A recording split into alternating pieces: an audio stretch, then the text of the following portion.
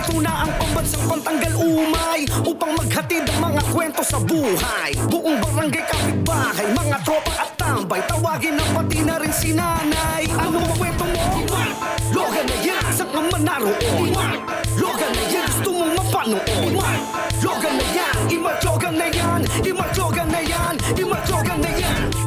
Hello, Galogs mga kapatid! Nagbabalik ang inyong favorite kaka para maghatid ng mga kwento kakaiba, kakamangha, kakaaliw, kakatuwa. Ako po ang inyong si Kaka Mark Logan at ito ang Top 5 mga kwentong Mark Logan.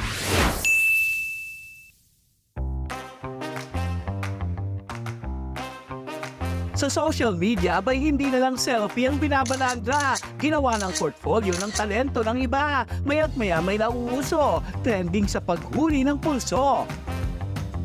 Mula sa Cavite, hahanakate, kuha ng madla sa mga animation niyang bongga. Mapapanganga ka sa humor at kwela. Kinuha ko daw yung ulam nilang adobo, samantalang ang kinain ko ay munggo. Sabihin mo yung totoo. Gusto mo pruweba? Oh, eto. Logalogs, hindi siya papakabog. Abay tatamaan ka ng todo sa pasabog. Sa linyahan ni Jello Animation. I am Jello, I'm 21 years old and ako yung gumagawa ng mga animation sa Jello Animation page tsaka sa YouTube na makikita nyo sa social media.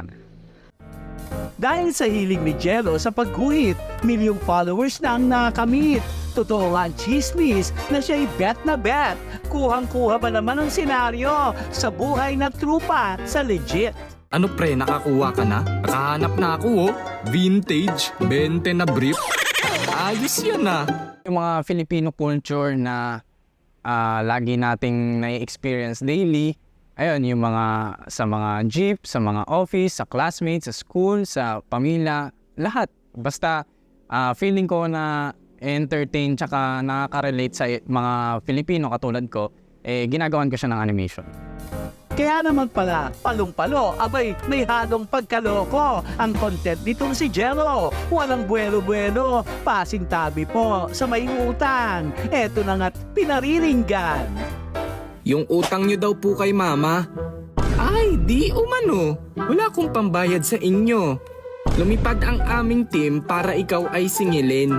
Di umano. Sa katapusan pa ako makakabayad ng utang ko. Di umano. Nakakapag-outing pero di nakakabayad sa akin.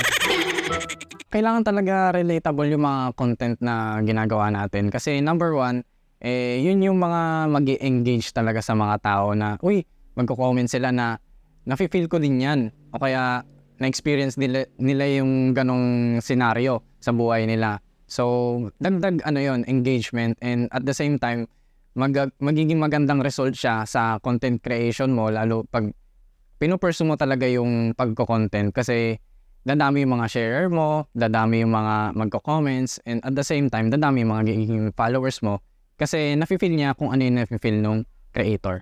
Other thing yung mga na-experience natin pag magko-commute tayo, kunyari sa mga jeep, sa mga bus, kung ano yung na-experience natin doon. For example na lang yung sa jeep, kunyari kakasakay mo lang, tapos dalawa lang kayo nasa jeep. Tapos magkaharap lang naman kayo, tapos biglang iaabot sa'yo yung bayad. Parang nakakainis yun, di ba? At syempre, hindi natin palalagpasing makita kung paano niya ito ginagawa. Baka may halong hiwaga. Pasilip nga, Jello, kung paano ba dapat magsimula? Inumpisan ko yung animation ko sa pag-sketch. Sketch ko na, ila-line art na natin. And then pag na-line art na natin, yan, i-save ko na siya isa-isa. Tapos lipat na tayo sa another app, which is yung pag-animate natin. Hindi natin yung natin dito. Yan. Isa-isa, layer by layer. Para mapagsalita siya, kailangan natin mag-record. Kasi isa-isa nyo yung bawat bigkas ng bibig. Kasi ayun yung lalagyan nyo ng animation. Ha? Pupunta na tayo sa editor natin for final. Para sa final edit. Sa mga sound effects, sa mga iba pang parts na i-compile nyo sa isang project. Logalogs, may pa-surprise pala itong si Jello. Kuhang-kuha ang inyong lingkod. Mga nakakagulat, nakakabilib, nakakanganga at higit sa lahat, nakakapagpasaya. Ganyan ang mga ihahatid kong kwento sa Top 5 kwentong Mark Logan na bago ninyong aabangan. Bonggang atake, approve na approve. Ang astig ng dating, mapapausal ka ng wow! Sagaling! Ituloy mo lang yan, Jelonimation. Paabutin mo ang talento sa buong nation. Sige na, guhit pa. Dahil maraming iba ang siguradong inspirasyon ka. Ay,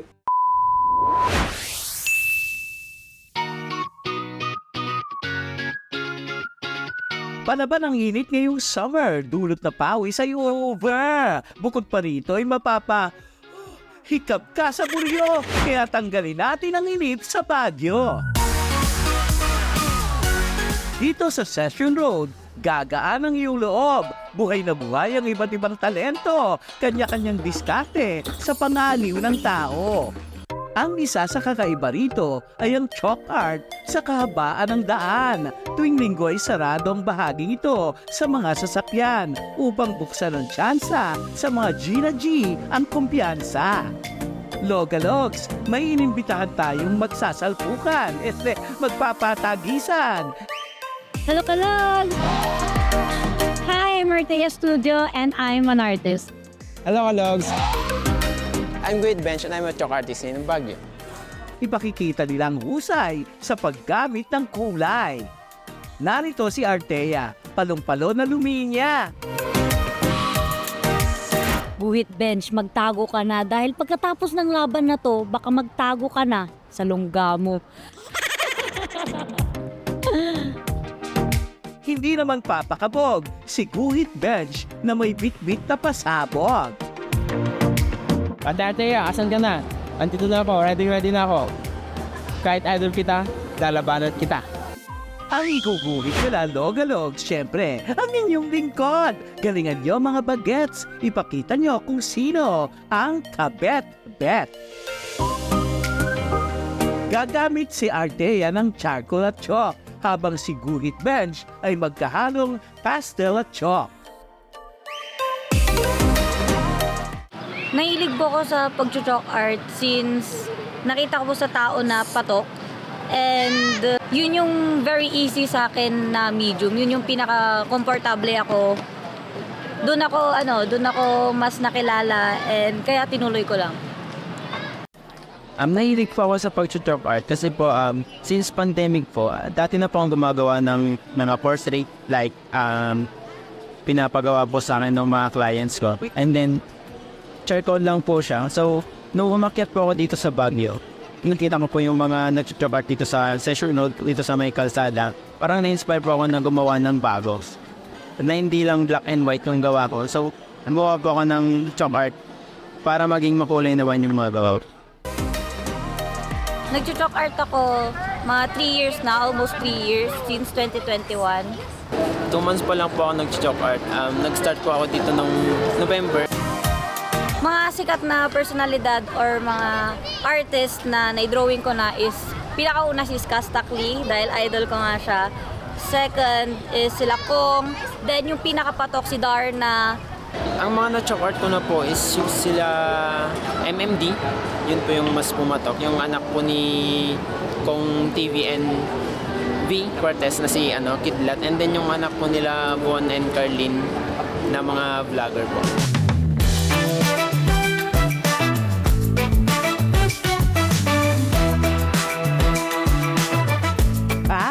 Hindi lang sa isa't isa, may hamon itong dalawa. Pati sa akin ay may say na, bongga! Kaka, ano ba yan? Dahil sa paggaman mo, nakita na namin buong Pilipinas yung gawa namin. Kahit mainit dito, tutuloy namin to. Uy, kaka, baka naman magpa-chalk art ka sa harap ng bahay nyo, hindi yung dito. Ang init-init, tapos pakain ka na rin, baka may stroke ako eh. Ang init. Ipinakita nila sa mga dumadaan ang kanilang mga gawa. Pinalagyan namin ng puntos ang nangat sa dalawa. Pero teka, katuwaan lang ha.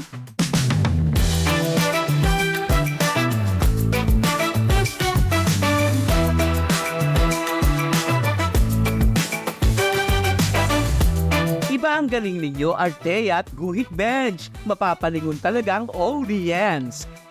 Logalogs, punta na sa Baguio. Let's support local artists na talentado.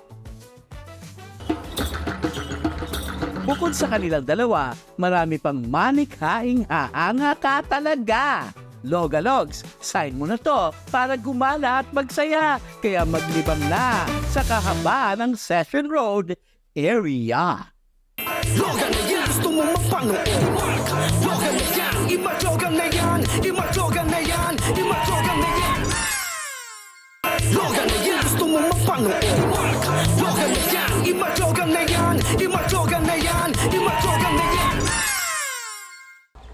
Ay nako, painit na ng painit ang panahon. Kaya kanya-kanyang pauso ang mga utaw sa nation. Samot-saring mga pakulo, iba-ibang mga trippings. Pero ang kakaiba, ang delivery ng sorbetes na floating.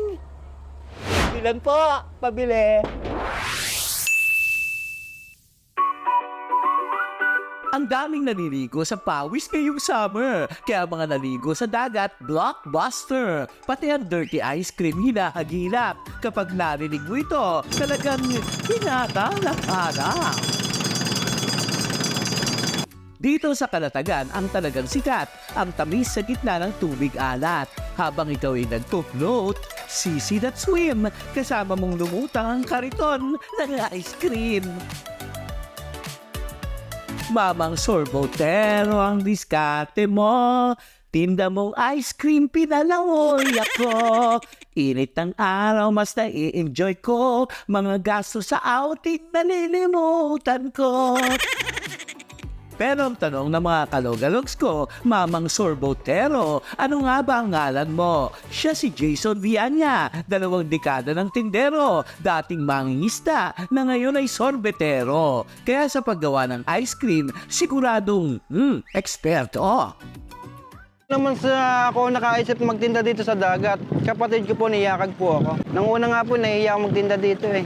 Nga po, kaya 5 years na po ako dito nagtitinda sa dagat. Kinagabihan pa lang ng alas 8 ay nag-aanda na. Gatas ng niyog at kasaba pinagsasama. Kinabukasan, hindi pa man nagpapasikat ang araw. Mauuna ng magtrabaho si kuya nitong pamatinhuhaw. Idadagdag na natin ang mga pampalasa sa tubo, asugan, gatas at mga flavor na ube at keso. Yayakapin ang mga yelong tinipak. Lalagyan ng asin para ang lamig ay lala. Manawanong pagpekus-mekus, 3 oras yan, kaya ikay mapapa. Ay sus!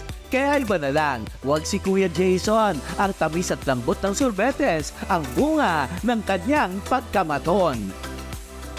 Pagpatak ng alas 10, ready to roll na, pero hindi pa man pumapalaot ay dinudumog na. Kasama ang 2 pang tropa na ang isa ay panganay niya na mangkanga ang aming team para sundan ang kanyang ice cream. Kahit ang init ay nakakajabar, buong sikap na umikot sila sa sandbar. Sa gitna ng ingay ng dagat at mga sigaw, ang munting kalembang ay mangingibabaw.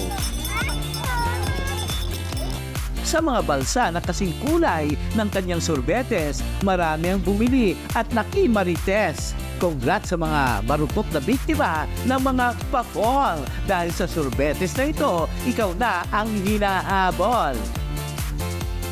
Ang pagbangon niya ng maaga at matinding pagkayod para sa kanyang pamilya na may pagmamahal na hindi napapagod. Ay para po sa pamilya ko, siyempre. At saka po,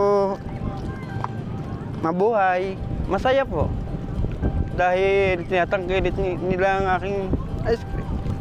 Pwede ka naman talagang mag-chillax lang. Konting pahinga ngayong ang init ay nakakadarang. Pero may mga taong sadyang palaban sa hirap at pait. Sa buhay na maaron, diskarte ang sagwan na ginagamit. Patunay lamang na hindi mapipigilan kahit ng init ng araw ang puso ng isang ama na kailanman ay hindi matutunaw.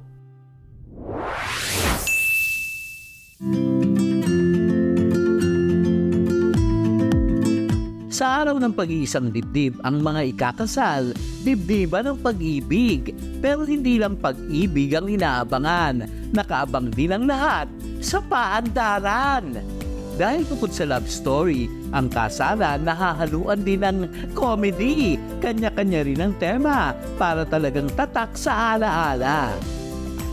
Ang bride na si Eunice, ang ngawit ay 8 buwan na tiniis para makumpleto ang kanyang mga crochet mula sa souvenirs, brooch at bouquet. Tipid yarn, bongga yarn, ikaw na yarn.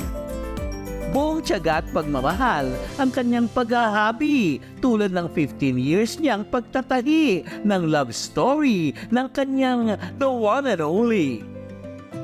Mula sa tiyaga, pumunta tayo sa pasensya na mas mahaba pa ata kaysa sa kanyang trahe de boda. Hindi pa man humahakbang ay marami ng eksena.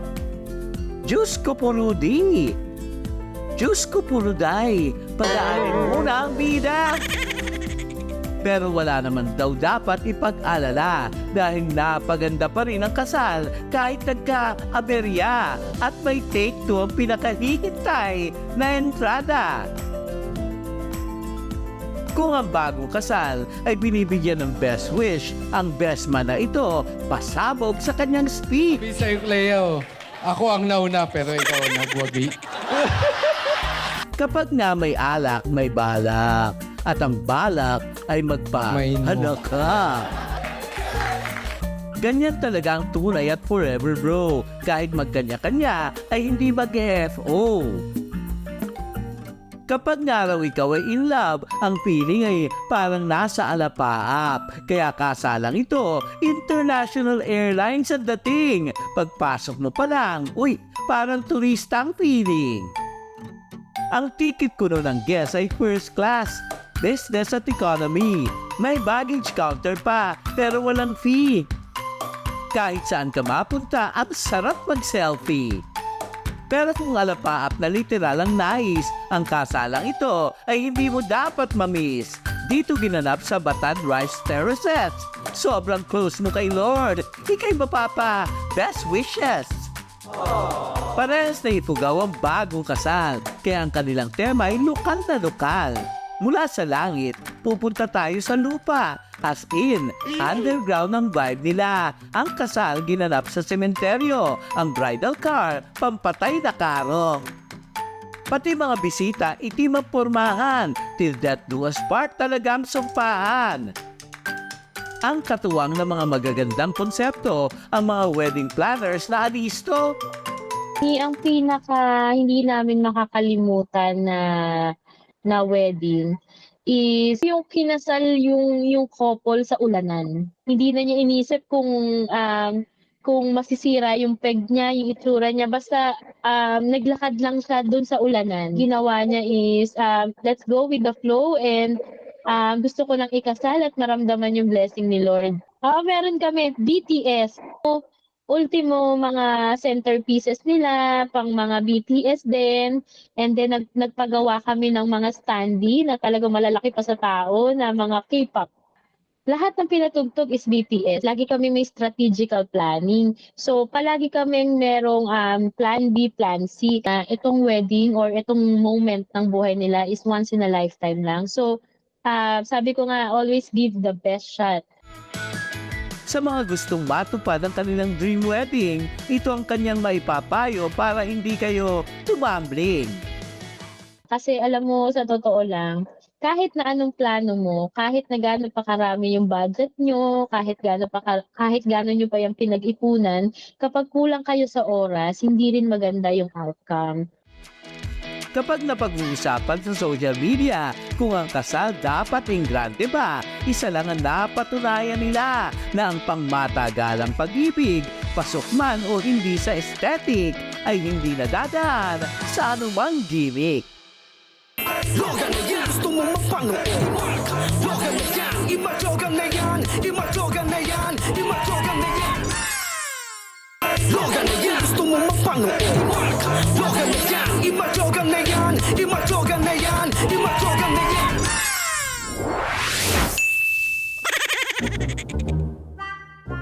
Napakasarap nga namang mapalapit sa nature, yung tipong feel mo ang hampas ng hangin at huni ng birds mula sa balur. Pero wag ka, ang simpleng dahon na pampaganda sa kalikasan ay magagamit din palang pampagandang pangmalakasan. Nag-fly-fly ako sa malayong probinsya ng Maitom, Sarangani at doon ko nakilala ang kakaibang bonggang fashionista, mga ti! Halo Galogs! Ako si JM Ganuan, kabilang sa Tiboli Indigenous Group at ito ang Dahon Fashion! Ang 30 anyos na si JM ay kabilang sa tribo ng Tiboli at siya ang kauna-unahang ni Tibo na gumamit ng dahon bilang pamodang palamuti. Dahon ng anahaw na tinahi, isama mo pa ang mga luntiang hinabi. Maging tambo ay ginawa na ring saplot na kabog, pati kanyang gown, gawa rin sa nyog. Bukod dyan ay samut-sari pa ang kanyang likha na legit nakakamangha. Nabuo ang Dahon Fashion dahil sa pangarap na naudlot. Nais niya raw kasing maging fashion designer, ngunit ang munting pangarap ay napalitan ng puot. Kasama ang isa pang ni Tibo ay sinimula ni JM ang pagtupad ng minimithi. Ngunit sa ngayon daw ay dalawa na lang silang natira ni Imor na kasama niya sa saya at pighati. Kung minsay itak at pang-araro ang bitbit nila sa pagsasaka. Ngunit minsan ay mga pinulot na dahon na pinagsasama-sama para bumuo ng obra maestra. Ayan po, kung napapansin nyo, dahon ng papaya po yung dala namin dahil ito naman po yung bubuuhin naming bilang cocktail dress. O, di ba? Sino po yung mag-aakalang mga napupulot naming dahon dito sa paligid ay magagawa pala namin isang dress or isang kasuotan? Ayan po, dahon ng papaya. Matapos ang maigting, puspusan at masinsinan, pagtatagpi-tagpi ay ayan na. Ayan po, tapos na po yung aming palda ng cocktail dress na gawa mula sa dahon ng papaya. Ayan po kung napapansin nyo. Mamaya po abangan nyo yung kabuuan nitong outfit na ito. At handa nang maglagay ng kolorete para mairampa na ang hinabi.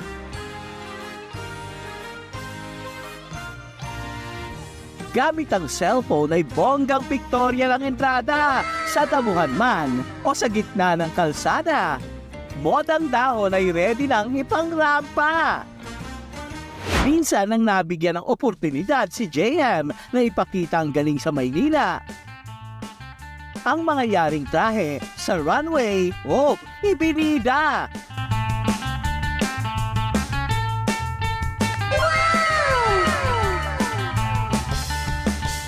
Ngayon ay kasama niya ang kapatid at partner na si Erwin. Matagal na raw nang yumao ang ama, kaya silang tatlong nagtutulong-tulong sa gawain.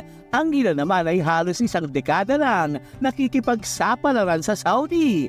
Gustuhin man niyang ibilang success, ay wala itong cellphone at di pa rin makauwi. Payak man ang buhay ay kahit kailan, di raw niya plinanong ito'y pagkakitaan. Limpak na salapi ay walang halaga. Ang paggawa ng modang dahon ang sa kanya'y nagpapasaya. 5 taon na ang nakalipas, pero ang silakbo ng pangarap ay patuloy na lumalagablab. Nagpapatuloy at magpapatuloy pa para sa isang minimithi. Ang maging kahangahangang representasyon ng tribong Tiboli. Huwag po tayong matakot, huwag po tayong susuko sa mga pangarap natin at lalong-lalo na po sa mga kapwa kong membro ng indigenous peoples po, which is like me, Tiboli. Huwag po tayong matakot, i-share or ipamalas yung talent na meron tayo. Si JM ang nagpatunay na ang hirap ng buhay ay totoong sagabal sa pangarap. Ngunit hindi ito ang dapat magpatigil sa iyo upang patuloy na magsikap. Huwag po tayong hihintong mangarap kasi lahat naman talaga na nagsisimula sa pangarap lang. Pero ang mahalaga talaga, sabayan natin ng kilos, ng galaw, upang yung mga pangarap po natin ay matupad. Kaya JM, pasasaan pat aayon sa iyong mundo na ang natuyot na pangarap, balang araw ay uusbong at matutupad ng buo.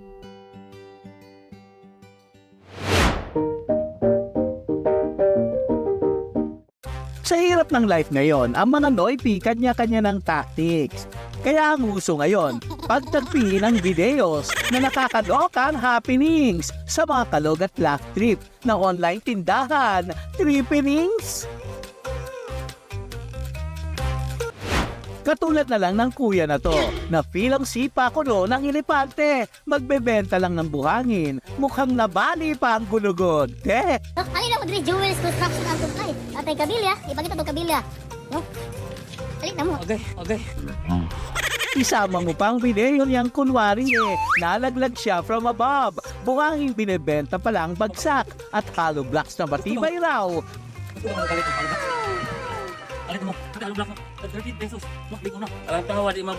Pero wasak. Di rin nagpahuli si Ateng na seller na tumambling, sunod ni Kuyang nag-gym. Ang damit daw na ibinebenta ay para sa gustong umaura with singit na. Maitim! Sinabayan pa ng pasugod na bull na galit. Ay, kakautal! Damit na para sa bet magmukhang bata, kahit mukha raw, tsaka daw. Magmumukha kang bata kahit amoy bagang ka pa. Di pa nagpatinag at sumabay sa tumbling, may kuyang nag-ski. Outfit check daw mga gar. Sabay benta ng OOTD with helmet ang antique. Mag-iigib daw sana siya, ba't biglang napasplit? Ang bentang damit daw kasi para sa bet pumaura, pero conservative. I love it! Pahabol na banat ay di naman para magbenta, kundi pa simpleng gulong para makatoma sa nagyayayang barkada. Well, ito'y katuwaan lang ng mga tinderong utaw sa Sokmed. Kaya huwag kang nega, kaibigan. Ito ay pang happy pill. Take your med. Iba-iba man ang trip ay unahin ang pag-iingat para aksidente ay maiwasan. Oh, hinay-hinay lang. Bakit? Huwag naman Diba? Hanggang sa susunod na kwentuhan, samahan ang inyong pambansang pantanggal umay. Sabay-sabay nating basagin ang lumbay, pag-aanin ang trip ng buhay. Ako po ang inyong sika Mark Logan po. At ito, ang aking top 5 kwento. Ano ang kwento mo? Mark Logan na yan. Saan ka man naroon? Mark Logan na yan. Sa katerbang kwentong kwela, hatid yan ng balita. Tatlong dekada na natin kasama. Sa mga kwentong merong weta at malulutong. Pamasa nagdiyak na ating mabubusong. Balikan na papanahon, tsaka pasok yan sa kahon. Mark Logan, hanggang lumbay sa telebisyon. Ano ang kwento mo? Mark Logan na yan. Saan ka man naroon? Mark Logan na yan. Gusto mo mapanood? Mark Logan na yan.